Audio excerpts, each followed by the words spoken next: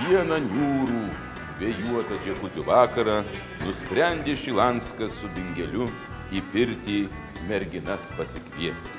Susisodino anas į anksčiau minėtą džekuzę ir kad pradės anekdotus pasakot, net purslai išdyško.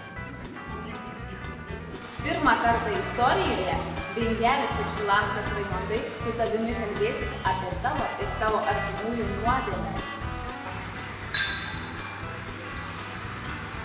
Važiuoja traukinys vienoj kupė, vyras su moterį. Moteris tokia liūdna. Vyras sako, kas yra, moteriškė, graži moteris. Mane vyras su kita moterim apgaudinėja. Jis sako, manoji irgi mane su kitų vyru apgaudinėja. Jis sako, klausyk, gal atkerškė jiems. Nu jie atkerškėjo. Jai patiko, jis sako, klausyk, gal dar kartą atkerškė. Jis sako, žinai, aš netoks ir kerštingas. Visų nuodėmingų berniukų ir mergaičių laukiame juodojo humoro šou 7 nuodėmės. Visa tiesa apie tave, žmogau.